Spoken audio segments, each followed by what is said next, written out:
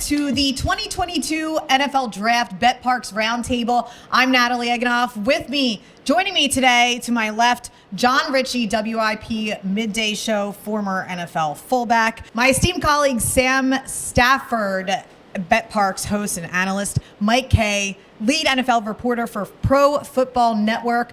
Lots to talk about, a little over 24 hours until the draft. People have been doing their mock drafts. They've been trying to figure out what's going to happen all around the NFL. So first things first, let's get down to business.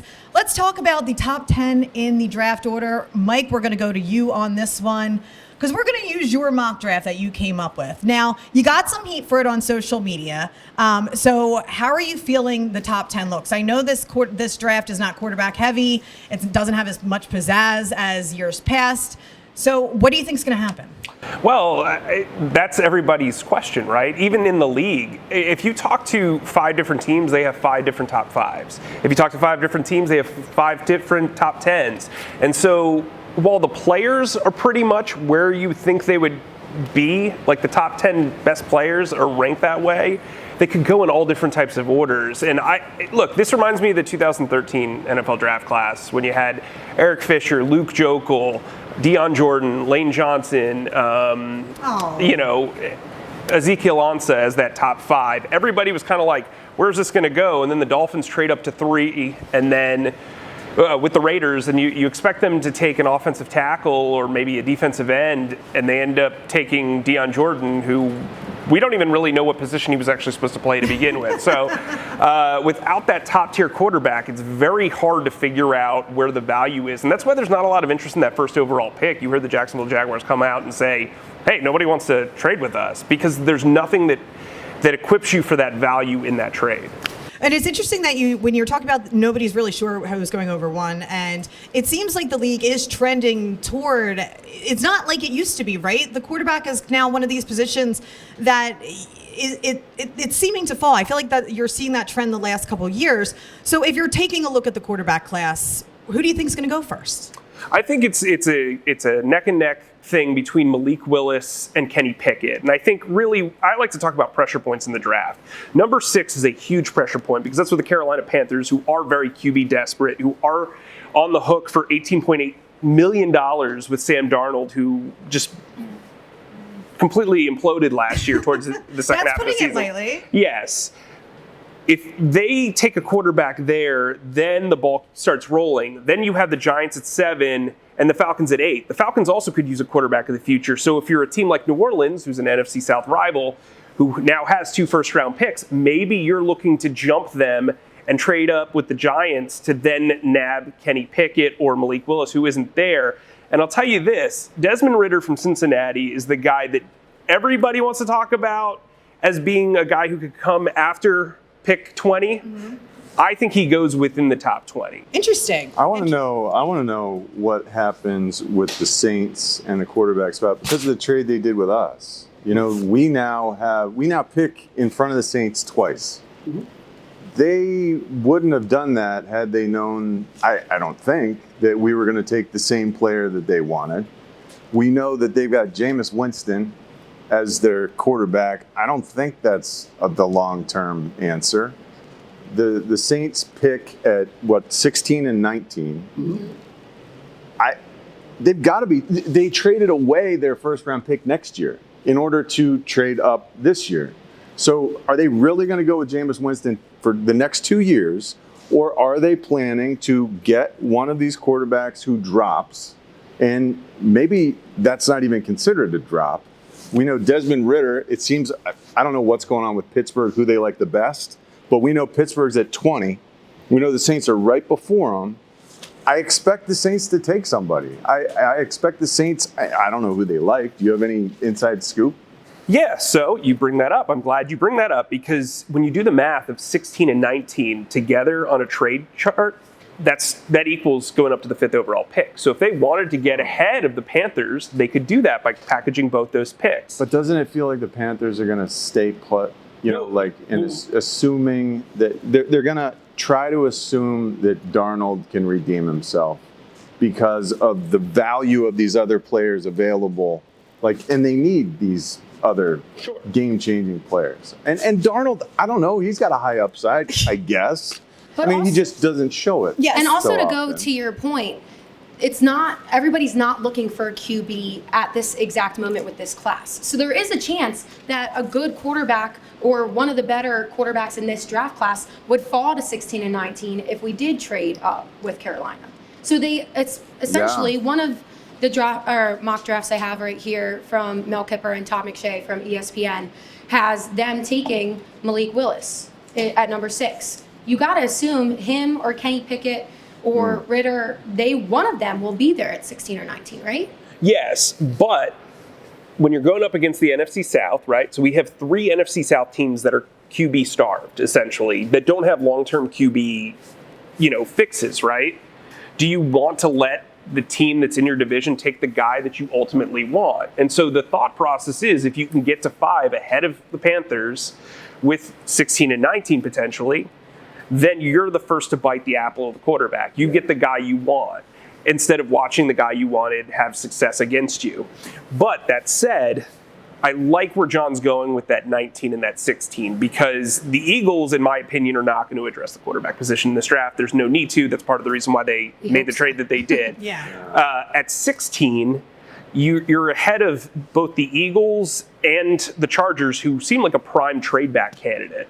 So you can kind of maneuver that area and get the quarterback that you want.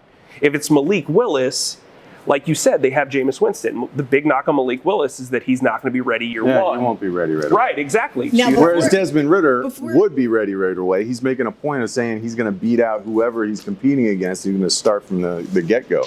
Now, look, we have a lot to talk about, so we're going to keep it moving. You bring up the quarterback situation. What are the Eagles going to do? Before we get to the Eagles, let's just focus in on the NFC East. What do you guys see happening for the East? I mean, quarterback, the Giants have a need at quarterback. There's so much to talk about in the East before we even get to the Eagles.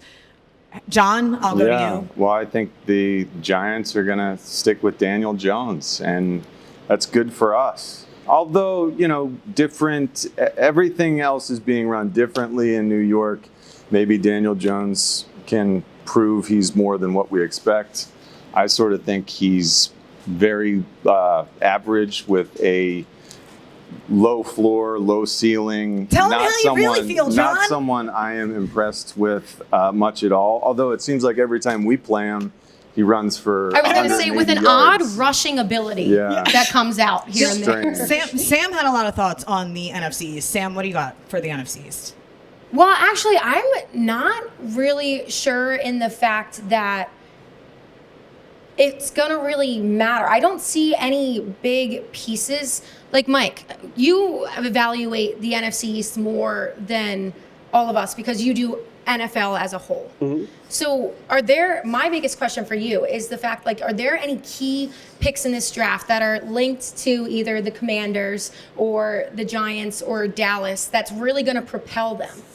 So, I was in New Jersey last week. And look, the feeling that I get with the Giants is they will definitely address right tackle.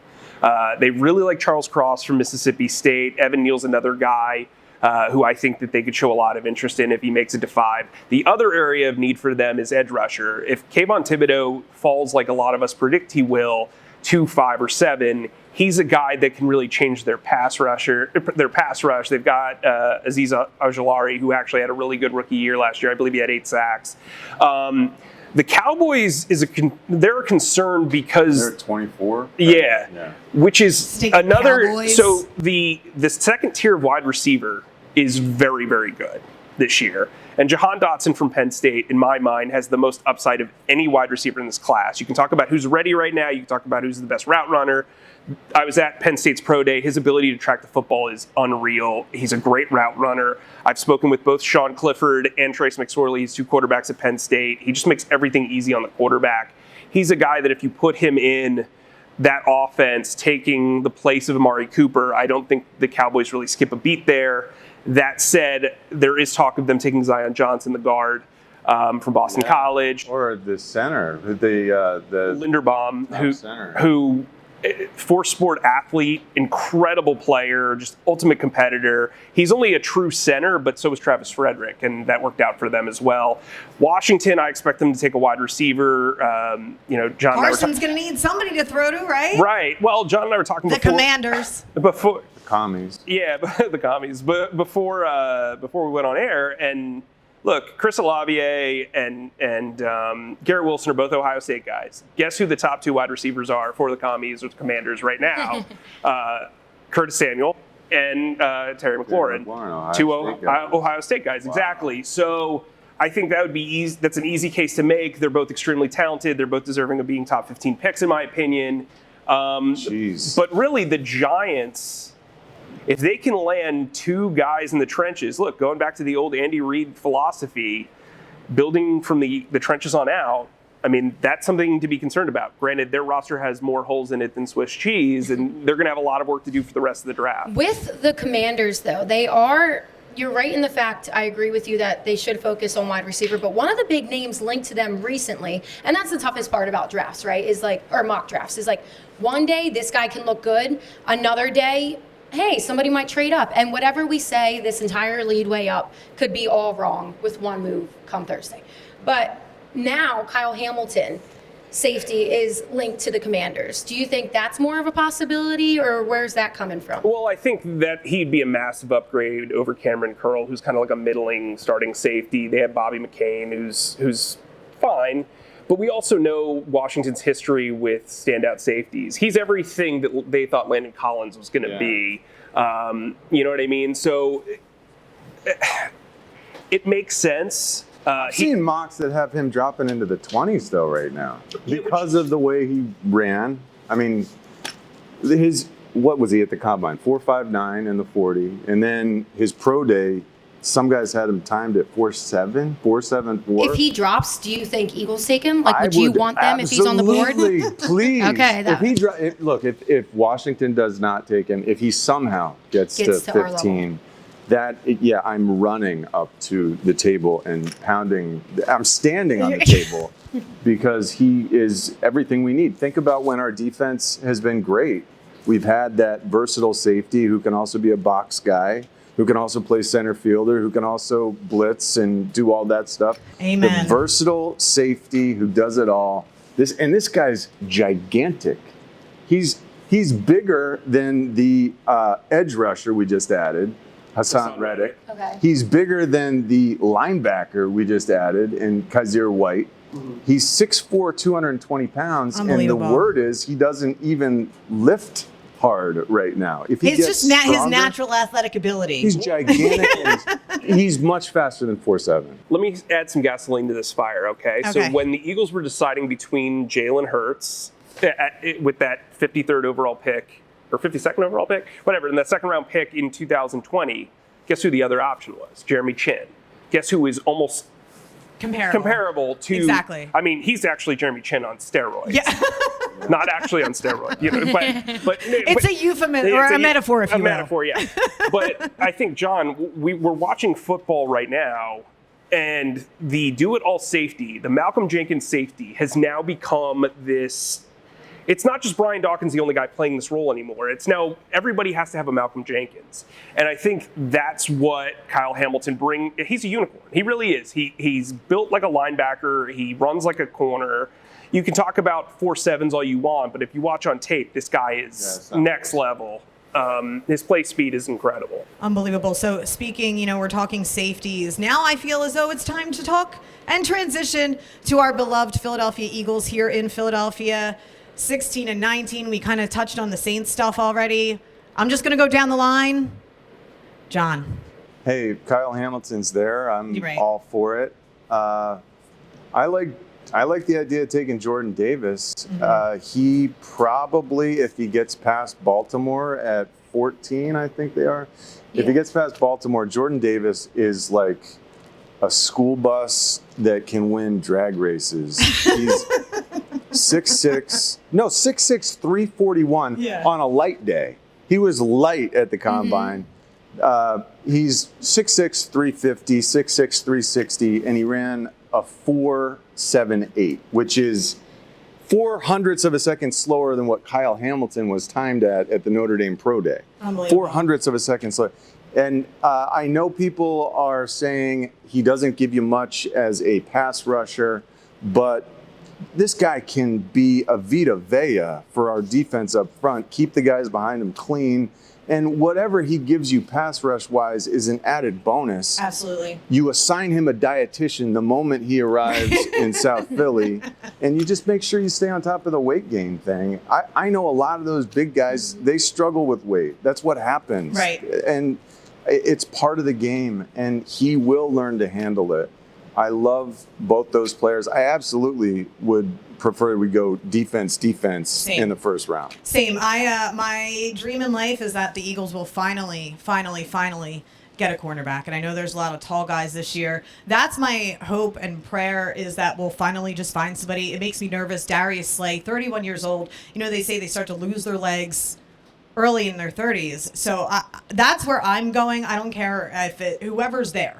I'm hoping BPA. I'm hoping it's a corner. That's my hope and prayer. I'm keeping it simple this year because I never know what's going to happen. And I don't actually know who's making decisions anymore when it comes to the organization. So I'm praying for BPA. I'm praying it's a corner. And I'm in this camp now where it's, let's see what happens, right? Because the Eagles historically have not prioritized the cornerback. They don't prioritize linebackers. The last linebacker who even had an extension, we don't develop them, right? Michael Kendricks, and then he goes. So now we're in this space where these are clearly positions of need, and we're trying to figure out the offense. We have Devontae Smith. They're kind of piecemealing together, figuring out what they're going to do with the offense because nobody knows if we can rely on Hurts's arm. So it's one of these things. I'm just praying for the defense. Fletcher Cox, we don't know what's gonna. He's aging out. There's a lot defensively that I think, and defenses win Super Bowls. So Matt, I feel like all of Philadelphia originally after the season was like defense. That's exactly what we need. It makes me worried because a couple mock drafts I've seen have the offensive guard out of Boston College. I've seen his name up there. That is the one pick in the first round I would be very, very disappointed with because it would make no sense. Yeah. But I am actually at 15 right on with John because Jordan Davis is a name that I love. He's a freak athlete. He can move down the line. He didn't have much production at Georgia on the line, and I think that's why he's falling where he is because 7 sacks. Yeah. In 4 years. Yeah. That's more than Trayvon Walker, who's being talked about. Well, no, I guess he had 6 last year. But with that, I think the biggest thing that's going to play out with him, though, is when he comes in, he won't be a starter.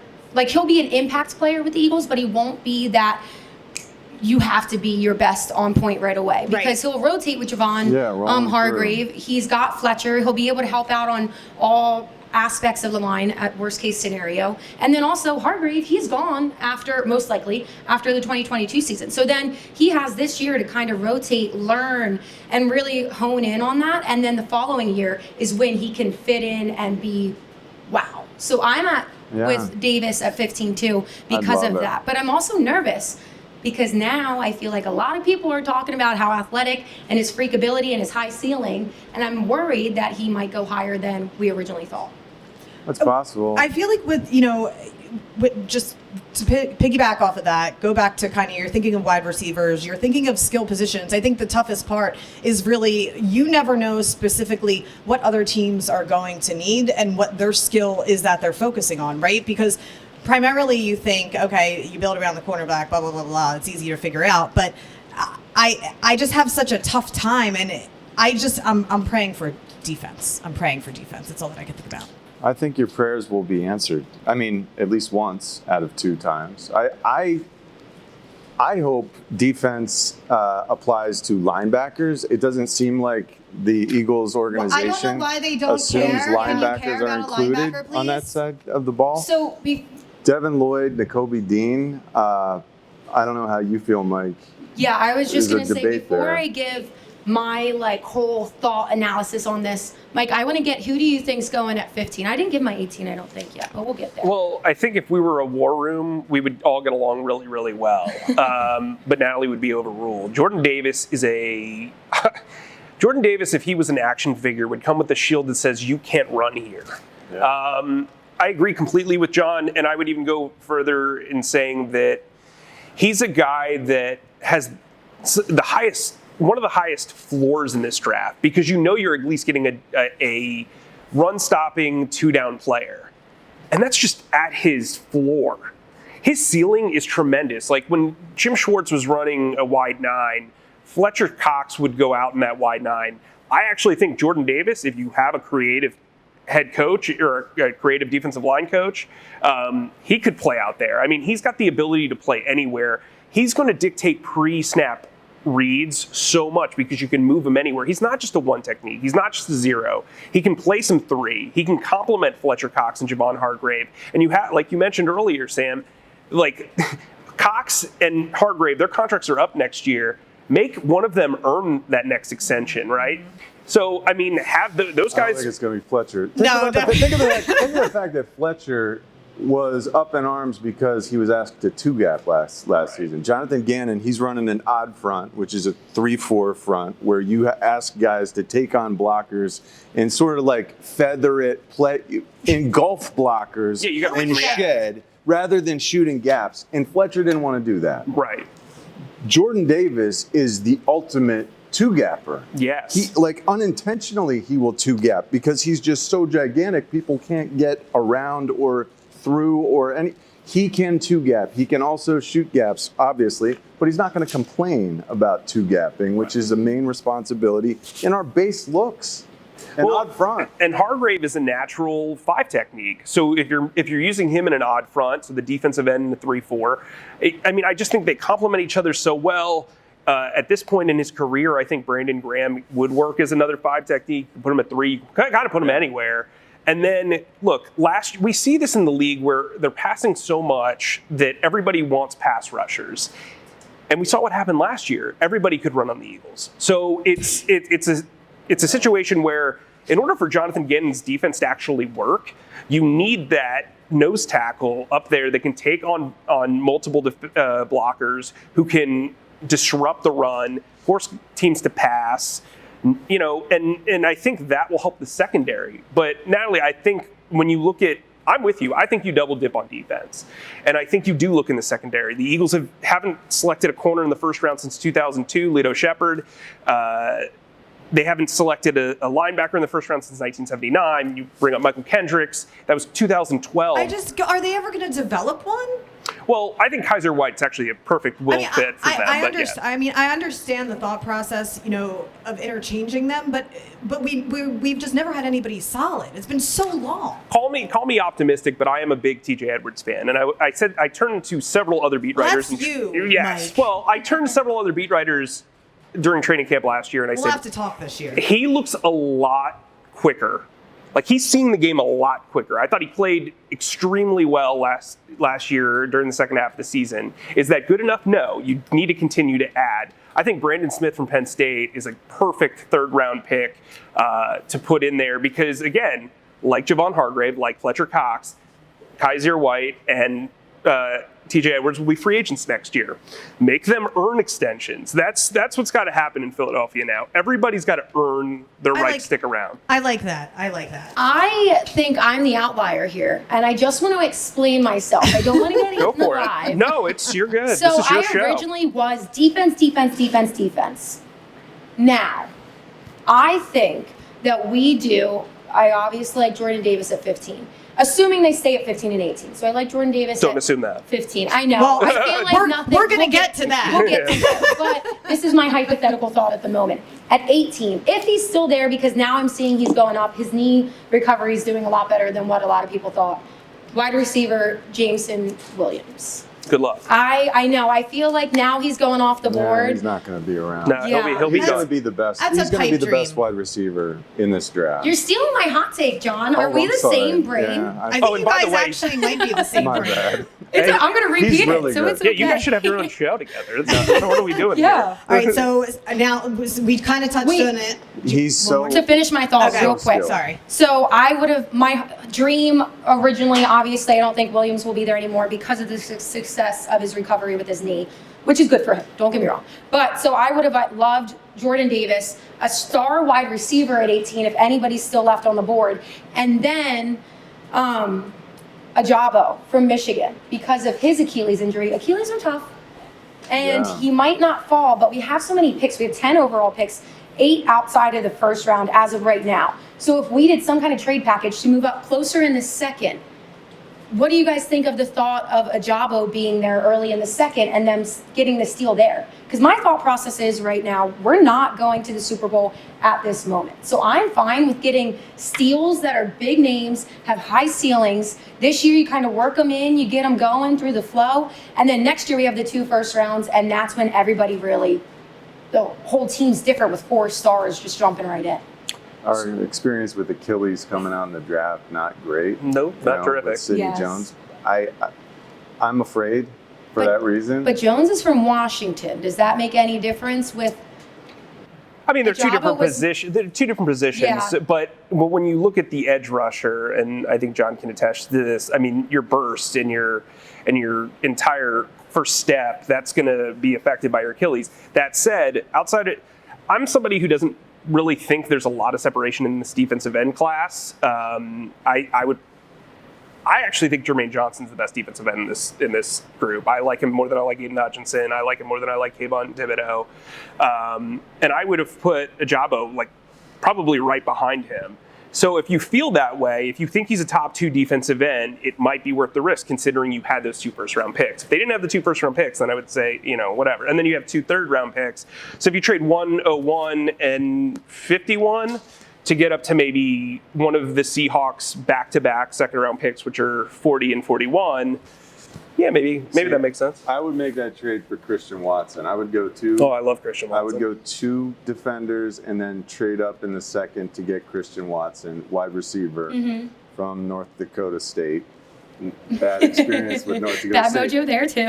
This guy is that dude's phenomenal. special. All right, so now what are the Eagles going to do? Are they going to go up? Are they going to go down? There's been so many rumors that they're actually making the calls. The first team listed as being aggressive in trying to move up. Is it going to happen? I think so. I think what you're going to, and I wrote this in the recent mailbag for Pro Football Network that we do weekly. When you look at the Eagles, and the mock draft that I did, part of the problem that Philly had with my mock draft is guys that they didn't like were there. Oh, Philadelphia had a problem with something? Yeah, Philadeia had a problem with something. Weird. But that's That's unusual. That's that's unusual. I know just that take it seems at weird. face John, I value? know you're not used to that at all. But a lot of the players that made sense for them were off the board, which tells you one thing, right? Trade up. And I think the Eagles are in a spot with 10 draft picks. With ammunition for 2023 and 2024 even added because of that Saints trade, where you have that 101 pick, that extra third-round pick from the Saints, similar to what you had last year with the extra third-round pick from the Colts for Carson Wentz, and they used that to trade up for Devontae Smith. I think there's something similar that could happen there. I just think Jordan Davis has Fletcher Cox vibes. You remember when they traded up for Fletcher? We all kind of knew Fletcher Cox could be the guy, and they traded up for Fletcher Cox way back when. I think Jordan Davis is that guy. I also think another guy like Derek Stingley, if he falls, makes a ton of sense. I think when you look at Kyle Hamilton, your guy, I mean, if these guys are there at 12, what's the harm in trading 101, which is basically a 4th-round pick? It's kind of that Rasul Douglas 3rd-round pick where it's kind of like at the end, it's a compensatory, So, yeah, how about that? I think I was the only guy that was very pro Rasul in the city. I think I was the only other person who was probably pro Rasul, but that's okay. We'll talk only later. guy, only girl, only gal, woman, yeah, whatever. But, look, here's the thing with 15 and 18. You've got this ability to trade up with a 3rd-round pick, and then you've got the ability to trade back. Right? Let's say the Steelers want to get in front of the Saints at 19 for a quarterback. Yeah. Let's say Kansas City wants to get up there so they can get a wide receiver before the Saints do. If you're trading back and you collect the 3rd-round pick back that you traded up for with 12, you're able to maneuver the board. And I think, I know a lot of us are critical of Howie Roseman. The one thing that he is really smart, this whole group. The one thing that I think Howie Roseman is very good about understanding is the rest of the league's thought process. I think that's one of the. Are you sure? When it comes to trades, I'm relying on you today, When it comes to okay, he was the aggressor in the Saints trade. True. Trades are Howie's thing. He was the I'm he was the jaded. aggressor. It's talent evaluation. Yeah, talent evaluation Yes. is definitely an issue. But he was the aggressor, and he somehow fleeced them. Tale as old as time, song as old as rhyme, Beauty and the Fleeced. That's Beauty what and that. the Fleece. I stole that Hashtag. from my friend Amy Trademark. Juice. But anyway, like, I think that if he can get ahead of, Baltimore, who would want a safety, or if he could get ahead of, if he can move spots with the Vikings where they need a lot of defensive help and wide receiver help, by the way, I think they're in a good spot. Houston's in a weird situation at that 13th spot because they need a lot. So they basically need everything. So you don't want to, sit back and wait until Jameson Williams sits there at 13. What if that's the trade-up? We're running out of time, so just for real quick, if the Eagles do move up, obviously they're not going to be too high if they do move up, or at least it's not likely. But who is that one person that you think is 100% they should move up and take it is going to be that difference maker? John, you go first. If we know, if Sauce Gardner drops, absolutely Sauce. Well, there He goes will my take. Shut it down. Yeah. Yeah, we're all. Yeah, I think on we're that. all in agreement. I mean, he's also speaking of freaks of nature. I mean, I would be, please, if he's there, Howie, make the move. This is me pleading to you to do that. Well, There's and my also hot look take. at their But history I of don't know if I success with believe you. Cincinnati guys, like Brent Selleck, Connor Barwin, Jason Kelsey. Yeah. So it's a legacy thing too. I think that's something that's important. When you trust the scouts in the area that are doing well, like longtime scouts, that helps you a lot. But Can we trust them? you got to trust your scouts. Can we trust them, Mike? That's what I was going to say. So did they trade back into the end of the first round to get Desmond Ritter? So here's the issue with that, though. Part of the reason why they traded away is you don't want to have to make 3 fifth-year option decisions, because ideally you want to hit on all 3 of those players. Yeah. It's really tough for the cap. That's part of the reason why you want out. That, and also to safeguard yourself in 2023, unless the best case scenario doesn't happen, which we know is the best case scenario, as opposed to what could likely happen. And I think where the Eagles have set themselves up is they have ammo for years to come. This is clearly a front office that doesn't have to worry about being, thrown out after one bad year, as we've seen. Oh, yeah, you get extended. Look, I think when you look at the Eagles, Jalen Hurts bought himself a callback audition. That's a nice way to put it. I like that. Howie Roseman bought himself another couple of years. I think Nick Sirianni bought himself another couple of years. And that's where this team is. And so when Sam talks about them not contending for a Super Bowl right away, that's absolutely true. Now it's time to go from playoff pretenders to playoff contenders, and that's what the next step in all of this is. In the progression. Fingers crossed. Okay, any final thoughts before we wrap this Yeah, up? I want to know your guys' hot takes. And you stole mine, so I'll go first, John. I think absolutely, at least out of the first rounders, because I feel like there's always late rounder, like wide receivers or skill position guy that kind of surprises us. But I think Jameson Williams is going to be the best wide receiver. I think a lot of people are down on him, kind of worried in the fact just because of his knee injury in the national championship. And then he really only had 1 year to show you what he was because of Alabama. But when you look at that Ohio State before his transfer, he didn't really get playing time. It wasn't his fault. I mean, Ohio State is absolutely stacked in wide receiver. And he kind of got with Smith Njigba. Can't say his last name. I know his brother and I still can't say it. But with him in there, and he kind of, as a freshman, took over. He kind of lost the reins there, and I think it just wasn't meant for him to be there. But I think it says a lot that he went to Alabama and performed like how he did, got to the national championship, unfortunately had the knee injury there. But I think talent-wise, he's going to blow up. He's going to be phenomenal, and he should still be the first receiver taken, despite the injury. And I guess I'll tag on a hot take. The second best receiver from this class won't be a first rounder. It'll be Christian Watson from North Dakota State. I like that. Really smart is kid. he's fabulous. And 6'4", running a 4.36 at the Senior Bowl. He proved he could hang. And I expect the work ethic, he's the locker room guy, to hold true, and he'll continue to improve. Do you know his weight off the top of your head? Is he light? 211. Okay. He looks like he could add weight and still keep his... Yeah. And Mike, what's your hot take? You obviously look at it from an NFL national perspective. So I got 2 of them. Okay, and I'll go really quick. Trevor Penning is going to have a Lane Johnson-like career. What? Yeah, he's awesome. He reminds me so much of Lane Johnson, both personality-wise and playing style. He is terrific. Also, a tight end won't go before the 3rd round. Trevor Penning goes to whom? The No, Saints, I if think they the don't Saints, get a quarterback? oh man, if they could, or the Chargers. It'll be one of those two picks. Nat, what's your hot take? Well, I've been seeing some people saying that the Giants are going to trade the 5 and 7 for Kyler Murray. Have you ever seen that? I hope they do. I think that would be a very, very That's the poor hottest decision. thing I've ever said, and a very poor decision. But it's hot. No, actually, Yeah. my hot take is actually You that- scared me there. I was like, do you think that's going to happen? Yeah, I had to No. put that all together. a little I bit. know, it's very silly. My hot take actually is that Howie Roseman is going to take the best player available.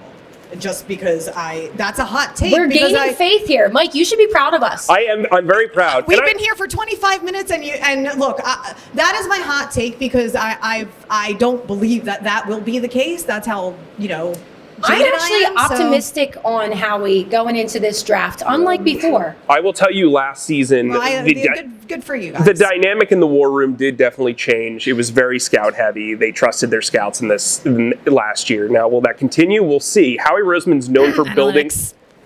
Howie's a very good program builder. He's not a very good program sustainer. So we've got to see. Last year they knocked it out of the park. Devontae Smith, Landon Dickerson, and Milton Williams and Zach McPherson, maybe the best first 4 since 2012 when they took all those guys as we're going like this. But I see you at the corner of my left eye. Well, thank you guys. This was awesome. So much fun. And again, the NFL draft, so unpredictable. This was our first official ever NFL Draft Roundtable for betPARX. I'm Natalie Egenolf, Jon Ritchie, Sam Stafford, Mike Kaye. Thank you for joining us, and to be determined. We'll talk to you guys soon.